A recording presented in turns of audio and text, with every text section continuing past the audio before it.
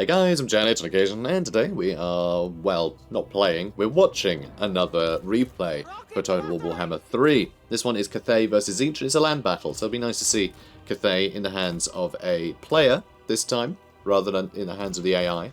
And we're actually going to see a lot of the UI elements today, because the embargo has dropped where I can show you any of the video content that I was sent, so I'm not having to choose between letting you guys see the units up close and showing you, UI. Elements. So we are getting well, both in this replay. I'll be splicing in the cinematic stuff. So I have a big cursor so I can point at things, so it's not confused with the other cursor that's actually playing the game that I'm not in control of. So we have Miao Yin, we have 2 Terracotta Sentinels, we have the Sky Junk, we have 2 Fire Rain rocket units. These 3 are the Celestial Dragon Guard, which are just being moved now. Then we have the Wuxin Compass, which is a chariot that buffs nearby units, and has some bound Lord of Heaven spells, I believe it is. And then we have 2 Crane Gunners. These guys, I'm not sure what the hell they are, but I'm sure we'll find out soon enough. And then we have Jade Warriors, a lot of Jade Warriors, some... Oh, these are Jade Warriors as well. These are Jade Warriors with halberds, Jade Warriors with crossbows, and then your standard Jade Warriors with the sword and board. So cool stuff, big variety. And here, obviously, the Tzeentch army, led by Kairos Fate Weaver.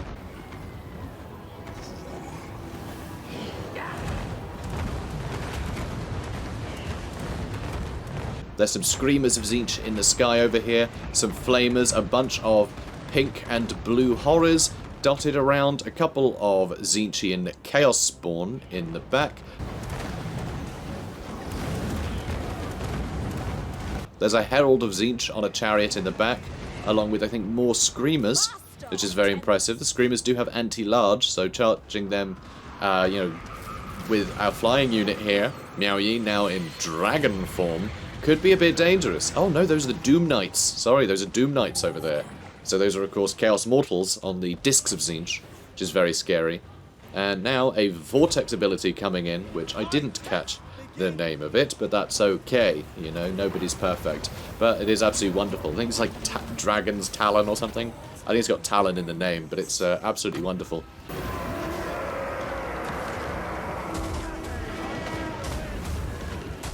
Flesh of Stone now actually doesn't give armor, it gives physical resistance, which is different to game 1 and 2, where it would give an armor buff, which is very, very nice to see. So here we've got the Jade Warriors on the side. They have taken some damage, actually, and I think that may have been artillery from a Soul Grinder that's in here somewhere. I'm not exactly sure where. So you can see some of the Crane Gunners have been absolutely devastated here by, I think these are... I think those are Doom Knights, because I think I can see them on discs there. So very, very good use of them just to shut down that back line. They hit like trucks, as you can see. I mean, absolutely devastating results. So these Chaos Knights, just simple Chaos Knights on the ground, still pack a punch, but of course halberds are going to keep them at bay with their anti-large and their armor piercing. Rockets are coming in, but the rockets aren't going to be the best thing against Tzeentch. Tzeentch have very loose formations, so any sort of artillery, the big area of effect, just isn't going to register damage on as many units as if they were all tightly packed. But it's still getting some work in, you know, it is a lot of rockets, some of them are going to hit.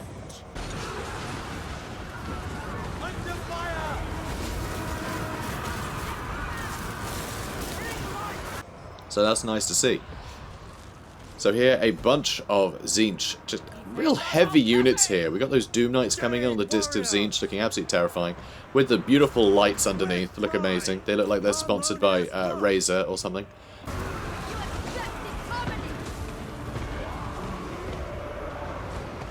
And here, Miao Yin, I think, has dealt with the Herald and is now going for the Flamer of Tzeentch down there. Oh no, nope, it's Iridescent Horror. My bad, it's the Iridescent Horror, not the Herald. I'm getting my random Chaos buzzwords mixed up. So here you can see the Wuxin War Compass is still in the fight there, but it's taken a lot of damage.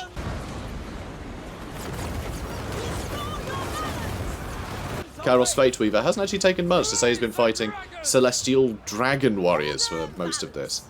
You know, very good anti-large units, but he's holding in there. He is holding in there rather well. It's kind of scary. And the Pink Horrors and just getting a bunch of damage in there. It's just perpetual damage, just slowly whittling down those elite units. But Miao Yin is still looking fairly healthy. And it looks like she's about to come in and nom them all. So Wrath of the Storm is quite handy. It's a plus 24 area of effect buff to melee attack for Miao Yin and nearby units. And it's pretty good. 24, damage, 24 melee attack buff is substantial. That is a substantial buff. But when she's sort of lone wolfing it like this, it means that not a lot of the army is going to get the benefit of that. It also bestows magic damage, and knowing Tzeentch, he's probably got a bit of magic resist on a few of his units, so is it necessarily going to do as much damage? It'll hit more often, but when you've got as much melee attack as a dragon does anyway, is it really bestowing enough hits to make it worth it? It's hard to say. It's hard to say. So another vortex being dropped in here.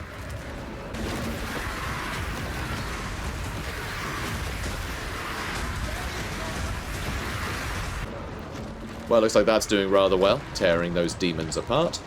Terracotta Sentinels have managed to hold the line rather well. They're both still very healthy. You can see one over here on full health, and the other one down here has only taken about, what, a third maybe? So they're really, really stalwart. Really stalwart, this army. And you can see, again, the Sky Junk, it's not really doing much. It's putting some fireworks in, but it shoots rockets, and rockets aren't really the best thing for this sort of army.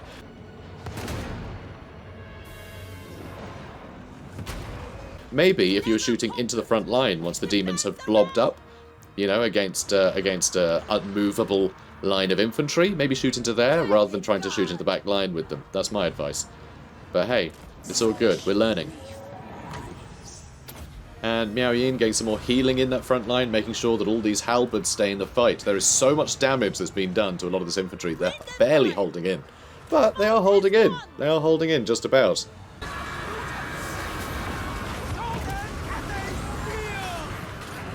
And the balance of power suggests that Cathay is doing very well, and I think a lot of that is due to the fact that the dragon is still in great shape, as are the two Terracotta Sentinels. That is a lot of value, and in fact, most of the back line is still fine.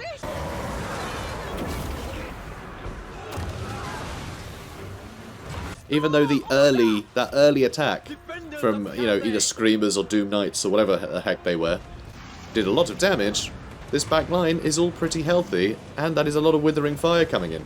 Crossbows are going to be very, very useful as like a cheap way to deal with Tzeentch, because Tzeentch armies don't have a lot of armour. And that lack of armour means that you don't really need dedicated armour-piercing units. You can just get weight of fire. So a bunch of crossbows is going to be very useful, especially if they've got a bit of armour themselves.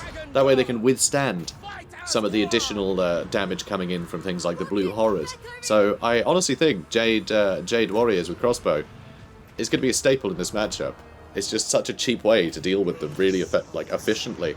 And it looks like the Tzeentch faction here, controlled by the AI, just hasn't shut them down. It'd be nice to see their damage though, personally, but, another time perhaps. Maybe when I can actually show you a replay that I recorded.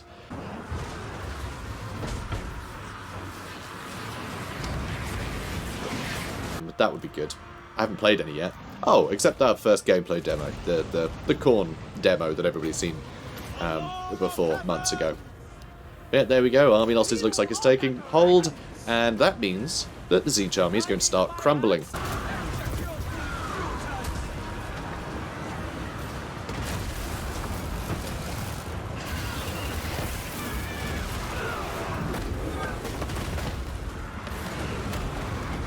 Well, they're going to get banished. They basically work the same way as undead units, but not. But not, because it's called something different. But it's the same. But it's not. It's banished. Yeah. But it's the same. So Soul Grinder, I didn't even see amongst all the fighting. As far as I can tell, it didn't really accomplish much in the thick of it there. Maybe it helped whittle down a bunch of that infantry that we saw. Got very injured by the end of it. But hey, Cathay managed to hang in there.